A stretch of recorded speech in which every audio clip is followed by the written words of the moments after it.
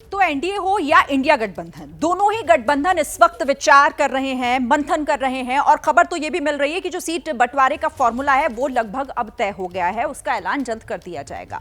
लेकिन एनडीए के जिस तरीके से अभी ब्रेक से पहले हमने बात की और वो फॉर्मूला आपके सामने रखा कि इस फॉर्मूले पर बात हो सकती है। आप सीधे रुक कर लेते हैं, हमारे साथ संदीप जी भी बने हुए हैं। संदीप जी, आपके पास क्या जानकारी है? मतलब ये जो एनडीए में इस बात पर बीजेपी कह रही है कि इस बार हमें ज्यादा दे दीजिए, विधानसभा में इसकी भरपाई कर दी जाएगी, यही फॉर्मूला फिक्स हो रहा है?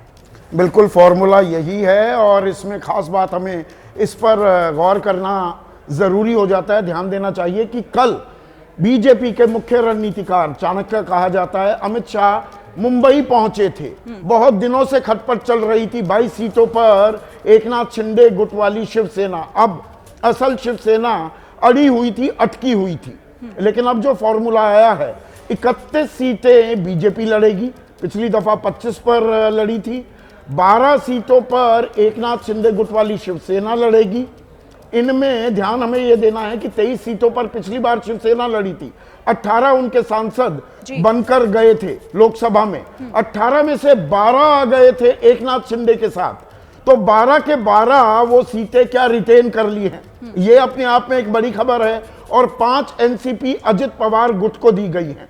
इसमें एक और बात हमें यहाँ पर रेखांकित करने की जरूरत है, वो ये कि नवनीत राणा निर्दलीय उम्मीदवार बनकर सांसद बनी थी, वो बीजेपी के कोटे में आएंगी, रामदास अठावले भी आएंगी।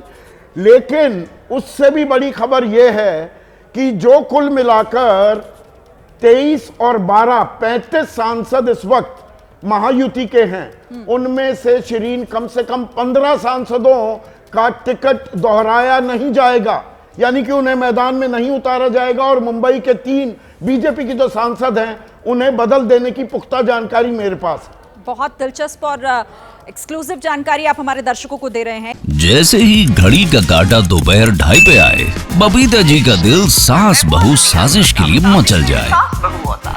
और ये है इनकी बहू, पूरे दिन ऑफिस की टेंशन हो जाए गॉन जब ये करें अपना फेवरेट शो फ्री टाइम पे ऑन। इनकी तरह आप भी देखिए अपना फेवरेट शो अपने टाइम पर और डाउनलोड कीजिए एबीपी लाइव ऐप अपने स्मार्ट टीवी पर।